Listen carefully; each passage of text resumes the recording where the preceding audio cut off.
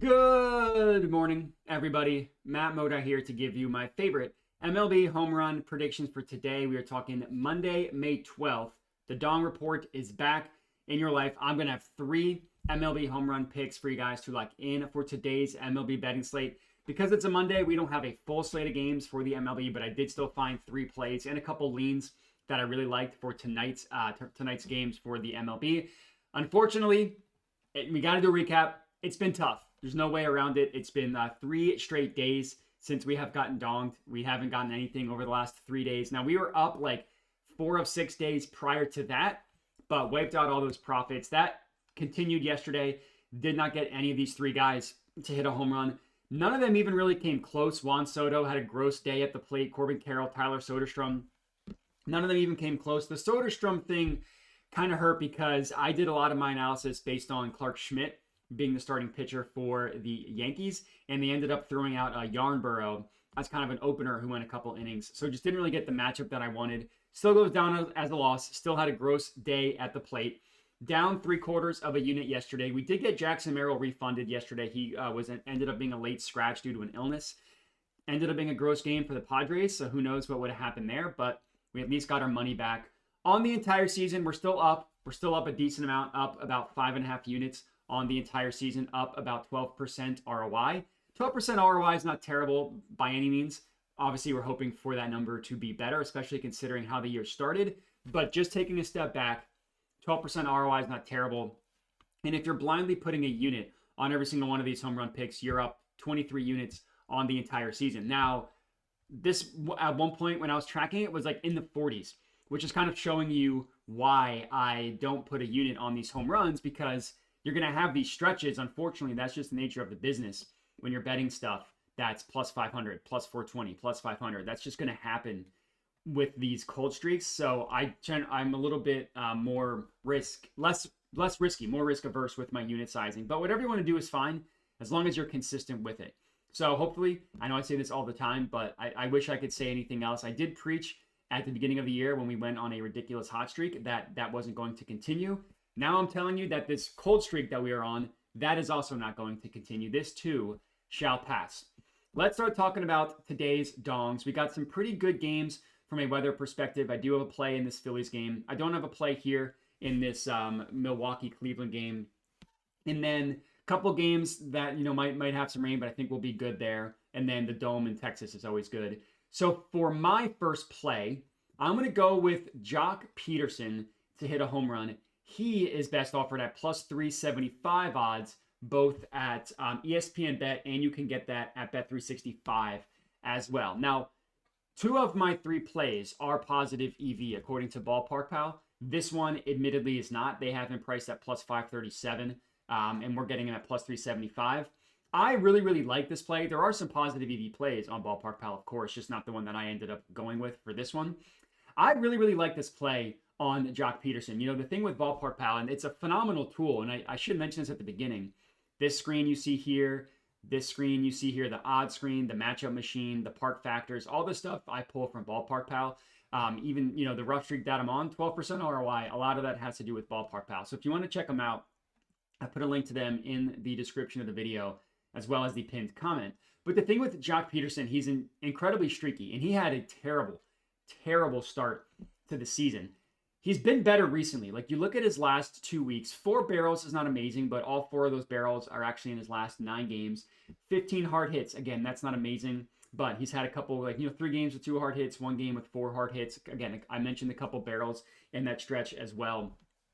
So, you look at Joc Pederson, and a lot of this is going to show you how just ice cold he's been at the plate, but it's been better recently, and it is still a plus 10 extreme advantage in favor of him against this Rockies pitcher, Chase Dollander. A couple, release point, it's B on both sides, that's fine. You look at the pitch mix, we'll get into that, but this is the most important thing here, is this pitch mix for Joc Pederson.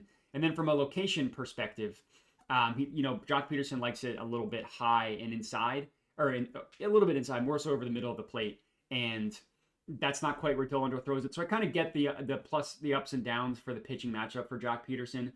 The biggest thing here is this pitcher, Chase Dollander. He throws, and let me zoom in actually a little bit here.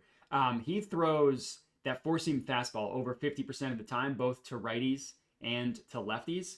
But to left-handed hitters, he's given up 5 home runs. All 5 have been hit against his four-seam fastball. That's just Rockies pitcher Chase Dollander. Now, he has not given up a home run in 3 starts, right? You look at his last 3 starts, has not given up a home run. Look at the earned runs in this start. 5, and then he pitched a gem against the Braves, and then 6. Did not pitch well in 2 of those 3 games. You look at his advanced stats, over 10% barrel rate in those 3 games, 18 hard hits, which is honestly not terrible. But that barrel rate is bad. And that launch angle was the only thing that kept him from not giving up a home run in the last game. But he got annihilated in that game. So I'm definitely not scared off of the fact that he's gone 3 straight games without allowing a home run. His stuff plus fastball, which is what we're looking at here, 93. That's below average according to Fangraphs. And then again, it was rated in F, according to Ballpark Pal, which makes total sense.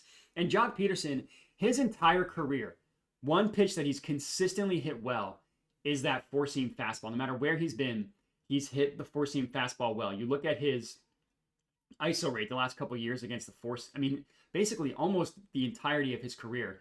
314, 291, 305, a little bit of a down year, 442, 314. He's only hit 1 home run this year. It came off of a four-seam fastball, and that happened on Saturday. And that's the last thing that I want to show you with Joc Pederson is looking at the last 2 weeks for him. He's not been terrible. Like, he's got the highest barrel rate on the Rangers over the last 2 weeks among their left-handed hitters, and that's what I wanted to target here, was a left-handed hitter. Barrel rate of 13%, hard hit rate above 50%. Not amazing numbers, definitely not terrible. And against the four-seam fastball is what I really wanted to show you. 25% barrel rate, 60% hard hit rate. In his last couple games against the four-seamer, against Jack Flaherty 2 games ago, sent it 401 feet. Against Lucas Giolito, 106 off the bat, almost 110 off the bat. 21-degree launch angle is pretty good. And then even back before this hot streak really even started, 359-foot flyout, 371-foot line out. Been hitting fastballs really hard. That's what he's going to see. It's a fastball that stinks. So this is one of those situations where I did go against Ballpark Pal a little bit with my play. If you want to trust them, their highest rated play in terms of EV is going to be Adolis Garcia, which makes sense. You know, he's really streaky. He's not been really that great against four-seam fastballs recently, so that's why I held off on it. But that is our first play, is Joc Pederson to hit a home run. Plus 375 odds at Bet365. I put 0.3 units on him to hit a home run. And all this stuff is sent out from my Tails account. This is just where I send my plays out early if you're interested. That's play number 1. Play number 2, we're going to go with Bryce Harper to hit a home run. He is best offered at plus 440 odds at FanDuel. Put a quarter unit on him to hit a home run. This play was positive EV for a couple different places, which is what I liked. So Ballpark Pal, slightly positive EV. He's at 440. Ballpark Pal has it at plus 413. So not amazing, but still positive EV. But from a line shopping perspective, it was actually the 3rd highest play of the entire game from an odds shopping positive EV perspective. 15.4% positive EV. The consensus odds on Bryce, according to the sportsbooks, are plus 368, and then we're getting it at plus 440. And Odd Shopper / Tails, which is where I send all this stuff out, they had him highly rated as well. So all that stuff just kind of paints a good picture for Bryce Harper. The scary thing with Bryce, and the reason why he's 440 and not plus 300, because the weather in Philly is really good. It's a hitter's park, plus 20%. It's hot. The pressure is high, which is not what you want, but the wind and stuff will kind of counteract that, which is why you see the plus 20% home run above expectation for this Phillies game. And the scary thing with Bryce is he's going up against a lefty. But if you look at his stats this year, he's actually been significantly better against left-handed pitching. He's hit 4 home runs against lefties in almost half the plate appearances. So 121 plate appearances against righties, 3 home runs. 60 plate appearances against lefties, 4 home runs. His average is higher against lefties. His slugging, higher against lefties. OPS, higher against lefties. ISO rate, WOBA, WRC+, all higher against lefties. And even his batted ball statistics, fly ball plus line drive rate, 70% against left-handed pitching. Pull rate, higher against left-handed pitching. Hard hit rate, higher against left-handed pitching. He's just been crushing lefties, which is not what you expect from Bryce. And if you look at Bryce on the year, it's kind of been a disappointing from a power perspective. A lot of his numbers show that it's kind of more bad luck than anything because he's been hitting the ball well. Like he's got the barrel rate of 9.8% over his last 10 games or 2 weeks is not amazing, but 24 hard hits in that stretch is really good. And he's coming off of a game on Saturday where he hit a home run. He had 3 hits that he just annihilated on Saturday, 2 of which were barreled up. You go to that game log. I'll show you. This is for the 10th. Yesterday, he didn't have a terrible day, but I'll get to that. But I just want to show you Saturday real quick. A home run, 110 miles an hour off the bat. Line out, 107 miles an hour off the bat. Just didn't quite have the launch angle, so it was only 293 feet. But then he had another double, 103 off the bat, 23-degree launch angle, 374 feet. Those are his 3 top hits on Saturday. And then yesterday wasn't quite as good. He didn't hit a home run. He didn't have he didn't have a ton of hard hits, but the one that he did was a line out, 101 miles an hour off the bat, traveled 347 feet. Just a little bit higher launch angle. This bad boy's a home run, which I know we could have said a lot about Bryce this year, but the two games ago, he was awesome. And the pitcher is going up against Matthew Liberatore is not a terrible pitcher. I will admit that. He doesn't give up a ton of home runs. He doesn't get hit super hard by lefties. Bryce almost crushed this guy last time out. They played earlier this year. He had a fly out. That was a home run 88% of the time. And then he also had a single in that at bat as well. This is when they played about a month ago. And you go to that fly out. It was 105 miles per hour off the bat, traveled 392 feet, was a home run in 9 of 30 ballparks. So if he just pulled that a little bit, that's a home run. And this is what happened last time these two teams played. So I'm definitely not scared off of the lefty versus lefty matchup. It's a decent matchup for Bryce. +6 isn't incredible, but it's not terrible. From a release perspective, I mean, Bryce is good, obviously. A horizontally, A+ vertically, that's good. Pitch type, the four-seam fastball. He has a kind of wide range of pitches, which is why he doesn't give up a lot of home runs. But Bryce hits all this stuff well, and his stuff isn't really even that great. The location perspective is where it gets a little bit dicey for Bryce because he likes it a little bit low in the middle of the plate. He'll see it in the middle of the plate, but he'll see it a little bit higher. Now, if he gets one really high, he might send that one to the moon. But all in all, I think this is a good spot for Bryce. It's plus EV based on a lot of metrics that I look at, which is obviously that stuff's important. So that's play number 2. Bryce Harper to hit a home run, plus 440 odds at FanDuel. And then our third and final pick of the video, we're going with Kerry, a.k.a. Kerry Carpenter, to hit a home run. He is best offered at plus 550 odds. So ESPN bet was plus 525, went down to 475, but you can still get it at plus 550 at Bet365. I checked this right before I started recording. I can refresh just to make sure those are the most up-to-date odds for Kerry. Yeah, you're still getting plus 550 at Bet365. So positive EV play according to Ballpark Pal, and a slightly positive EV play, at least it was. I guess not anymore. I guess that went down a little bit. But plus EV play according to Ballpark Pal, that part's good. So Kerry going up against Tanner Houck, plus 10, extreme advantage in favor of Kerry Carpenter. A matchup for him, F matchup for the pitcher. All that stuff looks good. This guy, Tanner Houck, had a really, really good year last year. We want to go look at his stats. Of course, this is going to take a little bit to load. So we're going to stick on Kerry for a second. So we'll stick with the matchup while we're waiting for FanGraphs to load. From a release perspective, A and A. That stuff's good. From a pitch mix perspective, A's across the board except for the splitter, which we don't have a ton of data on for Kerry. But the other ones, A-, A+, and they're really not that great rated according to Ballpark Pal. I like looking at the location stuff as well. Like, where is he going to see pitches? Well, he grooves them right in this, I don't know, a little bit low. And that's where Tanner Houck throws it above 8% of the time. 8% above average, I should say, among the average starting pitcher. That's where Kerry crushes it. He likes it across the middle, which he's worried he's going to see not a ton. Looks like Tanner Houck likes to throw. I guess this would be outside for a lefty. Now, Kerry's not terrible, but you'd like that to be an A, but that's not terrible. And in this thing right here, A+, A+, he's going to see both of these spots 10% more than the average pitcher. That's incredible. These two have a couple at-bats against each other. Nothing amazing. 1 hit and 4 at-bats, was walked once. Had a flyout that maybe if he had really pulled it, would have been a home run, but the exit EV of 99.2, traveled 376 feet. Like, that's pretty good. That's a good hard hit. He just hit it to center field. If he had pulled it, that would have been a home run. All right, so we're looking at Tanner Houck. Had a really, really good year last year. 0.55 home run per 9 is incredible. This year, not so much. 1.74 is disgusting. And he's really been hit hard against lefties. He's given up 8 home runs. 6 of them have been hit against lefties. Now, yes, it's been more batters faced, like what, 35 more batters faced, or 25 actually, more batters faced, but still, that's 6 home runs to 2. Home run per 9 of 2.57 against lefties is disgustingly bad.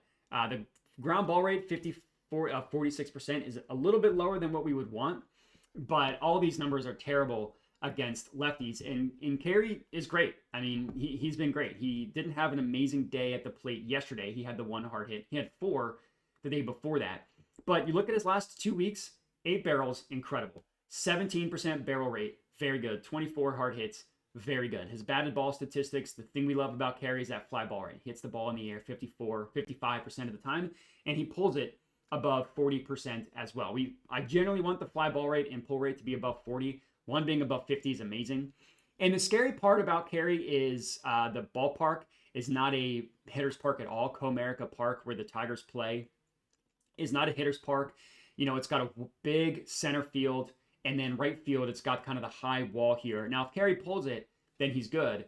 But the thing with Kerry is, if you look at his splits, he's hit more home runs at home. He's hit 5 home runs at home. He's only hit 4 away, and he's done that in 23 fewer at-bats at home. He's hit more home runs. All his numbers across the board, like ISO rate, higher at home. I guess that's the most important thing, is that ISO rate is higher, which is generally looks for the power and stuff. And that's versus lefty. It's only to look at home. ISO rate of 321, OPS higher, slugging higher, WOBA higher, WRC plus higher. This is all at home. ISO rate of 321 is really good. So he can hit home runs at home, which is basically all I'm telling you here. And he's going up against a pitcher that he should just be able to annihilate. I mean, the A+, +10 extreme advantage. Where am I going? I want to look up here. +10 extreme advantage in favor of him. All that stuff is phenomenal. So, and you're getting him at +550. You know, he's like, you get him in a good matchup, he's +350. So I think it is really good value on Kerry Carpenter. In terms of a lean, you can always go with, I mean, I always kind of struggle between Riley Green and Kerry Carpenter as well. Riley Green, you're getting +650, so you are getting better odds. Now, Ballpark Pal isn't as high on Riley Green. They have him as a +9 as opposed to a +10. Still a good matchup for him, an A matchup, so let's not pretend that it's bad. From a release perspective, A and A, so that stuff is good. From a location perspective, not quite as good as Barry, but definitely not bad. I mean, it's an A- versus these two are what, A+ for Barry. And he hits over the middle of the field a little bit better. I don't know why this is high, whatever. He hits the middle of the plate, and where Houck likes to throw it, F, D-, C+, not as good. But then this one's a +4% and a B, so not terrible. You can see it's just a little bit better for Riley Green, or excuse me, for Kerry Carpenter. But I will say, in favor of Riley Green, I do want to give you guys the full picture here. He had a better day at the plate than Kerry did. You look at Riley Green, he had a double that traveled 393 feet, would have been a home run in 11 of 30 stadiums. You look at Riley Green, that was his only hard hit. Kerry only had 1 hard hit as well, but it was a fly ball, but it was too high in the air. 54-degree launch angle. That's obviously never going to go anywhere. So between the two, I always kind of struggle between Riley Green and Kerry, but I think that there are enough reasons to like Kerry Carpenter over Riley Green, but I think they're both good.